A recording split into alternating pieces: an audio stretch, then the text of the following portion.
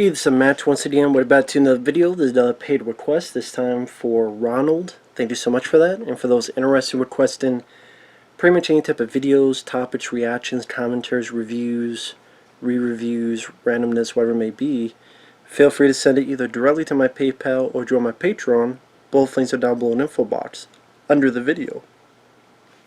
Now, Natural Born Killers is the movie we're talking about today, from 1994. What to say about this film? It's a film that I like. I wouldn't say I love it. It's not a film I would rewatch a lot. I can see why Quentin Tarantino hates the movie, because he wrote the story, but then it was changed quite a bit from his original idea, because his story, I think, was more concentrating on the reporter and the media, and the Mickey and Mallory were not as prominent in his story and his script. They were kind of almost mythological, while the idea was more about the reporter and the tabloids and the media and how they were kind of vultures, and Mickey and Mallory, despite them being killers, yet they were doing it for love. And I know Tarantino hates I don't think he's seen the film all the way through, but the stuff he saw, he hated. I could see why. The film is very stylized by Oliver Stone. Very stylized. And it is some pretty damn creative direction, although it gets a bit exhausting as it goes on, and it's running time. Like, so exhausting as chaos. It's kind of like you like candy, but you're eating it so much you get a bit sick of it by the end. There's really no reprieve. There's not really any time where it eases up and calms down, because it's always either color schemes, camera angles, or random shots of a person in the camera going ah, or a shot of Woody Harrelson in blood, or here's a cartoon. And granted, it makes it seem as if you're in the mind of a crazy person or a killer, and it's trying to be this sensationalism of media at play. But again, it gets to a point of take a chill pill. Like, did you take a chill pill for at least 5 minutes? Now, the movie was very divisive when it came out, caused a lot of controversy. I know there are actually people that say that this helped create copycats. I don't know if that's true. Now, you got Woody Harrelson as the lead, as Mickey. Does a really good job. I mean, by this point, he was mainly known for comedy. TV show Cheers, White Man Can't Jump. And this showed that he could do more serious stuff, and that would lead to The People vs. Larry Flint, among other movies. He has a charm to him, but at the same time, he's a very evil character. I'm a natural born killer. Juliette Lewis, she did fine, because she worked well with Woody Harrelson's character. By this point, she had been in Cape Fear, and ironically enough, even though Tarantino hates this film, he would work with Juliette Lewis in From Dusk Till Dawn only a few years later. Other people, you got Tommy Lee Jones as this very over-the-top warden. And even though he's over-the-top, he's fun to watch. I did quite a few chuckles out of him. You have Tom Sizemore as his cop. I don't know why they put in the whole thing where he likes to kill hookers and prostitutes. I just really just to have every single character be a damn scumbag. That's the thing. There's no one to root for. There's no one that's any of a moral basis in this movie. I guess, by design. Because the warden is a piece of crap. Of course, our two leads are terrible people. And I don't know if it's trying to make us feel sorry for him, but at the same time, I'm like, no, they're pretty terrible people. Because I'll get to that in a minute. Rodney Dangerfield played a very, very different role as this father who's an abuser and molests his own daughter, Juliette Lewis. Never seen Rodney Dangerfield like this before. It is just very different and unique of a role. Robert Downey Jr. is in the film as this Australian reporter who does, I think his play was American Maniacs. I forget the name of his show, but this tabloid journalism, wanting the ratings, so view the sick thrills and violence for the ratings. And also, if you watch, I guess the director's cut, there's a Dennis Leary has an appearance, and I guess like Bret the Hitman Hart is in it briefly as an inmate. Now, I didn't see the director's cut, I saw the theatrical cut. But yeah, apparently they're in the director's cut. Now, Mickey and Mallory, they have killed a lot of people. You have this opening in the diner where one of them, patrons, is actually the guy who was the coach in Major League. And he just like his finger cut off. And it's a pretty decently violent movie. I mean, it's definitely not an uplifting flick.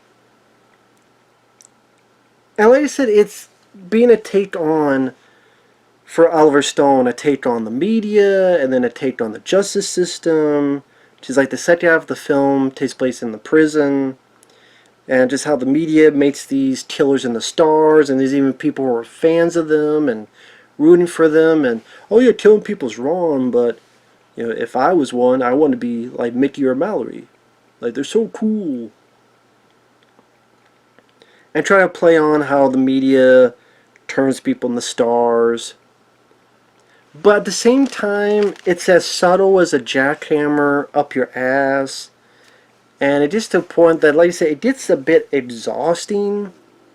And it almost to the point that it almost goes backwards. It almost negates what they're going for, because the shots are so stylish or so trying to be interesting to look at, that we're talking about how media is horrible, but at the same time, this almost seems as if it's more sensationalistic than the media itself. I mean, this feels like it's being a sensation of violence, a gluttony and aptitude of violence than the actual media does. So, like I said, it almost negates the purpose at a point. But I mean, it's definitely a visual tour de force where, like I said, the different color schemes, and at times it's black and white, then it's color, or sometimes it's red, then it's green. No, it's red, then it's blue. At times you have like just a random person, you know, these edits, very chaotic, person at the camera, different angles. There's a section near the beginning where it shows Juliette Lewis's life, but it's done like a sitcom with a laugh track. So even though you have these horrible things happening, as the fixation of the innocent sitcom that you're safe in with the laugh tracks, but then what you're actually seeing is sad, sadistic stuff that happens in real life, like abuse and fathers like Rodney Dangerfield's character being a total creep. You take a shower and go club up, see how clean you are. You have a very different role for Rodney Dangerfield. I love Rodney Dangerfield, but I didn't. And it's kind of, not to that extreme, but you know, it's like when you put John Candy to play a different type of role in JFK, among other stuff.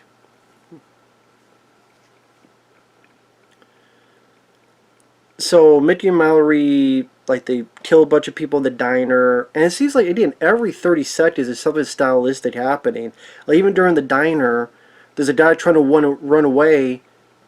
Woody Harrelson throws a knife, then cuts to black and white, and the knife going like this in slow motion while this classical music is playing. And like I said, it makes it not boring to watch. I'll say that. It's far from boring. And you know, there's little moments of creativity of what Oliver's trying to say, like put it in the Coca-Cola polar bear ads, because hey, these ads make us feel safe and they make us feel calm and a reprieve. It's like if you're watching terrible stuff on the news, on the 6 o'clock, 8 o'clock news, and then there goes a commercial. You see this calm thing like the friendly polar bear with the Coca-Cola, and he purposely did that to create that reaction. I thought that was clever. I know Coca-Cola was pissed because they said yes, but they didn't really understand what the movie was like. I'm sitting there going, it's called Natural Born Killers. What the fuck else did you think it would be? It's called Natural Born Killers. Or did they not know what the title of the movie was? You think you know the title of the damn movie before you fucking said yes. So it's like, it's Natural Born Killers. What, you think you're...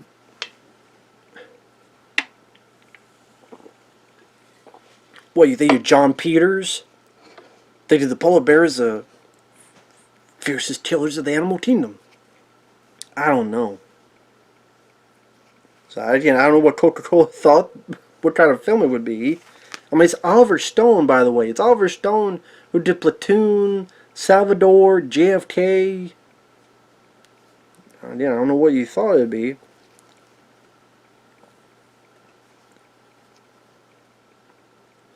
But yeah, it's Mickey and Mallory being on their rampage. I will be honest, I did not care for this one section with the Native American stuff. It just didn't fit for me. I just wasn't really that interested in it. And I thought it really kind of added up to nothing. I know people disagree and they'll say all these other things. I did like the one image where the Native American looks at them and there's this projector thing that says too much TV. But really it's like they're there.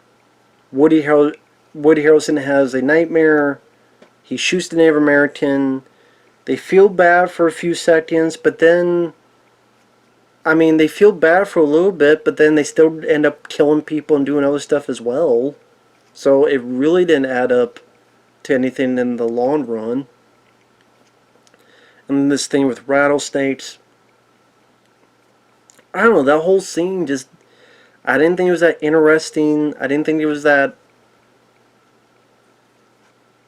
Well, I just, interesting. It's the best way I could put it. That whole section I didn't really care for. And again, what really did it really serve as a purpose in the long run? I mean, if you're trying to make me feel sorry for them, I'm not. If you're trying to make me think they have some kind of decency, they don't. And then there's no way to think otherwise with all the innocent people they kill. I mean, yeah, the opening scene showing just how sadistic and horrible they are. Playing games, picking who's going to die, who's not. So, like, no matter what. I don't know what the whole purpose of that was. And what purpose it was trying to do. I don't think it was as effective to me as maybe it is to other people.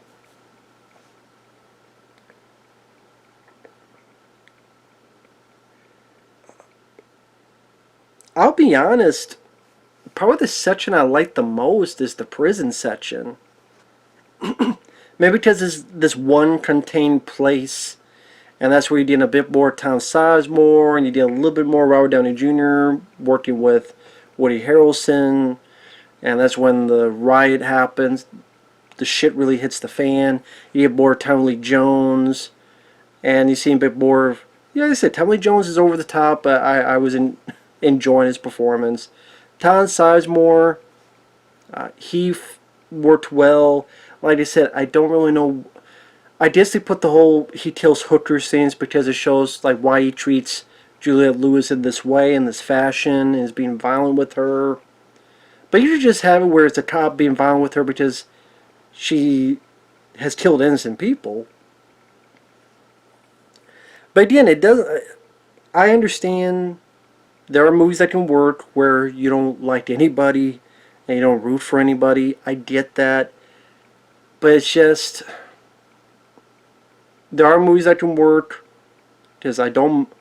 I like Reservoir Dogs and I don't mind this film, but it's just I wouldn't say it's my preference. I like someone to care about. I mean, that's just personal preference.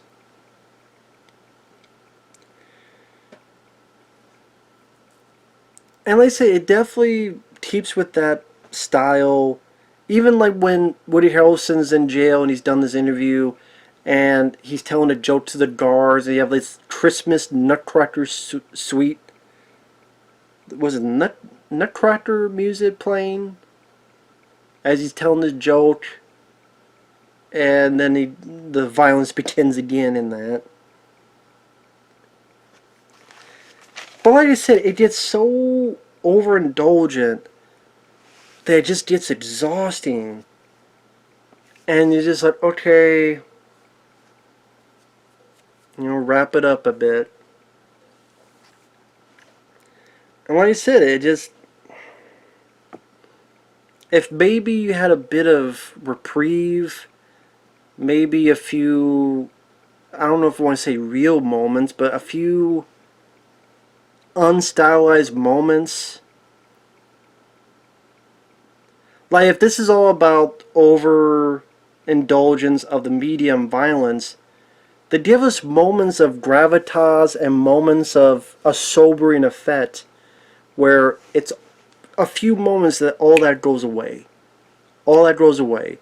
The music, the angles, the color scheme, boom, this is real, this is reality. And because we've been before and after, it becomes a sobering thing you concentrate on. You go, oh shit, like this is the real business. This is what they're doing. Hurting people, murdering people, killing innocent people. But that never comes into play.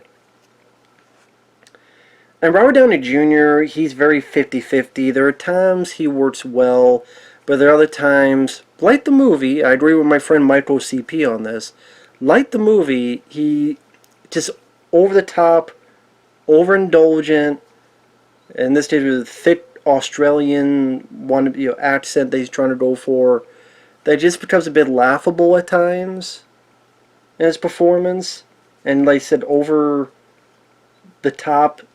So I think it's an uneven performance. Sometimes it works, sometimes it's like, Jesus Christ, calm down a bit. At least Tommy Lee Jones, like, all the way crazy. And it's kind of fun that way. Other little bits, I like Mark Harmon. There's like a bit where they do the TV version of Mickey and Mallory, like the dramatic redo of these situations to show it to the audience. The guy who plays Mickey is Mark Harmon from Summer School and others. That was kind of a cool little thing to see in there. The music is pretty decent. I forget the name of the songs, but I think they worked for the chaotic nature of it. I forget the name of it, I apologize.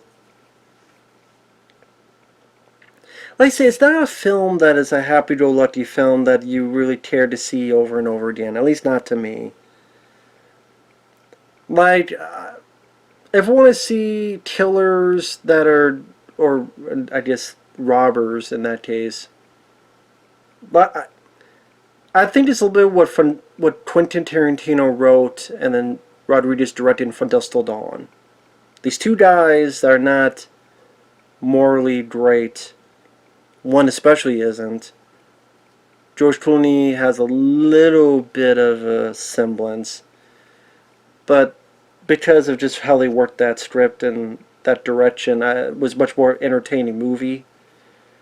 I think that's the thing, is that I found Natural Born Killers interesting, visually dynamic a lot of the times, pretty damn decent cast, but you can't really say, well, I'll speak for myself, I can't really say I was entertained by it. As I say, it's not really a film I rewatch a lot, and I will admit there's a big part of me that wishes Mickey and Mallory got their comeuppance, wishes they got their just desserts, and the fact that they get away and then they get kids, they raise kids, really is a bummer to me. Because I'm like, these motherfuckers deserve to get killed and shot down and shot up to shit. And I guess in a way, kind of what Rob Zombie would do with the Devil's Rejects, if you think about it.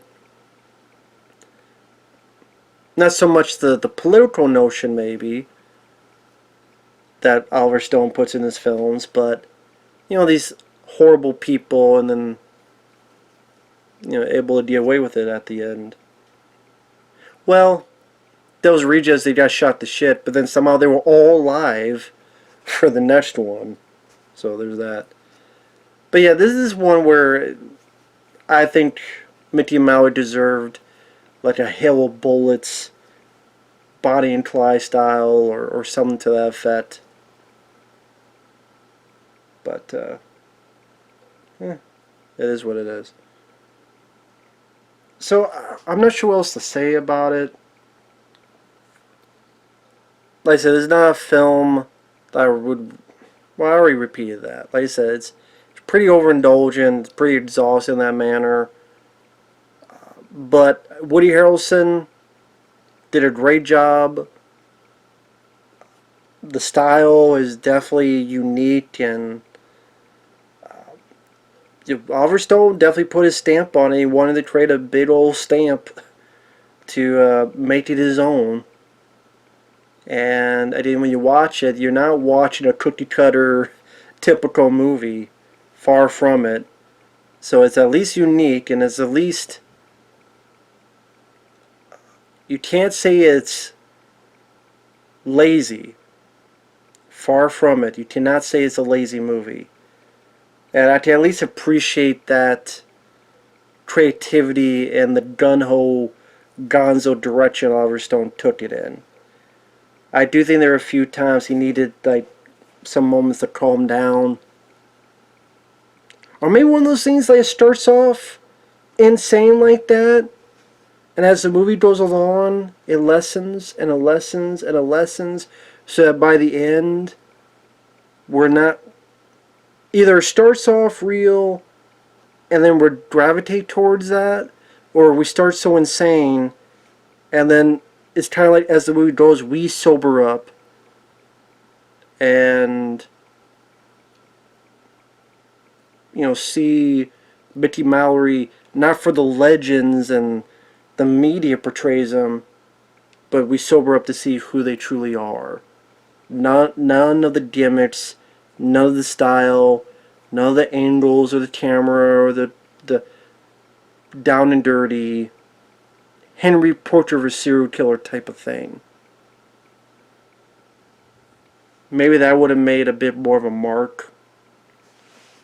Because I don't think this film did well at the box office. I'm not saying that alone would change it, but I don't think this film did well. I could be wrong on that. But it's definitely a film people remember. I know Ronald says one of his favorite films of the 90s. Like I said, I don't think it's a bad film.